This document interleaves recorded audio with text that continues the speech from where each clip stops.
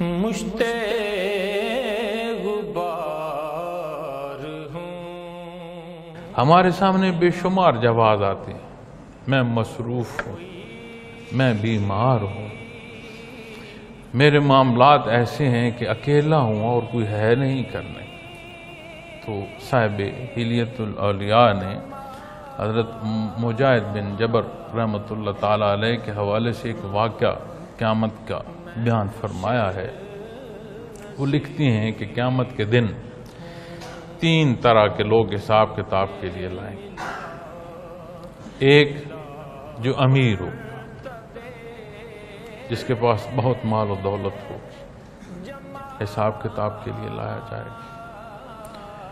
دوسرا جو بیمار ہوگا، اسے حساب کتاب کے لیے۔ اور تیسرا غلام حساب کتاب کے لیے پیش کیا جائے گا۔ تو جو امیر آدمی ہے وہ عرض کرے گا، بار الہ تو نے مجھے مال و دولت دیا،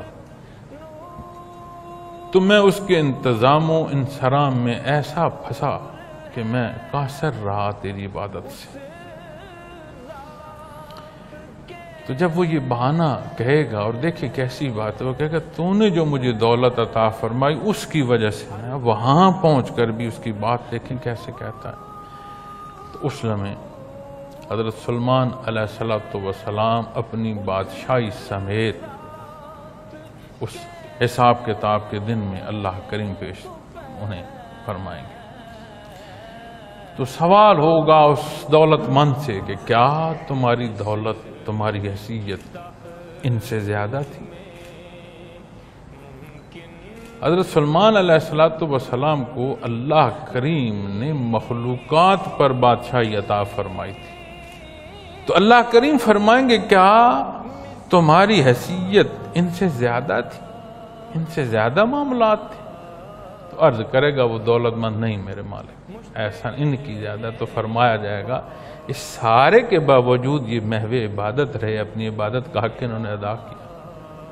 پھر باری آ جائے گی بیمار کی، تو وہ بات کرے گا، بار الہ تو نے مجھے بیماریاں اتنی عطا فرمائیں، اتنی بیماریاں مجھے منسلک تھیں، تو میں تو ان سے نہیں نکل پایا، تو اس لیے میں تیری عبادت نہیں کر سکا۔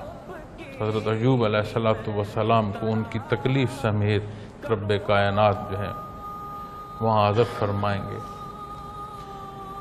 تو فرمایا جائے گا کیا تمہاری تکلیف ان سے زیادہ ہے، ان سے زیادہ تھی؟ نہیں، بار الہ ان کی زیادہ تھی۔ تو فرمایا جائے گا کیا انہوں نے ساری تکلیف کے ساتھ اپنے اللہ کا شکر ادا نہیں کیا، حکم کی تعمیل نہیں کی، عبادات نہیں کی؟ پھر باری آ جائے گی غلام کی،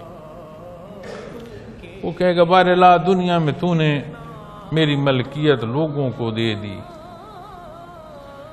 میں تو انہی کے حکم مانتا پھرا، میں وہاں سے فارغ ہوتا تو تیری عبادت کرتا، میں کیا کرتا؟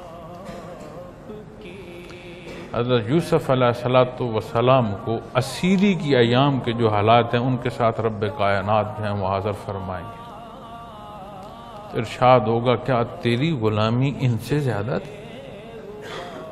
جو مشکلات جو حال میں یہ گزر رہے تھے، کیا تو اس سے بھی زیادہ مشکل میں تھا؟ بار الہ نہیں، ان کے حالات مجھ سے مشکل۔ تو فرمایا انہوں نے مشکل حالات میں میری عبادت تو نہیں چھوڑی۔ تو کہنے کا مقصد یہ ہے معزز سامعین کرام، اللہ کے حضور جب پیشی ہوگی، کسی کے پاس کوئی جواز ہے نہیں، بنتا نہیں کہ وہ اسلام سے تجاوز پر کوئی جواز لا سکے۔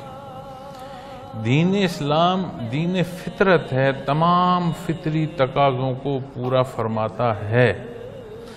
اب نماز کے لیے قیام نماز کی بنیاد میں ہے، فرائض میں ہے، قیام ضروری ہے، نماز نہیں ہوتی۔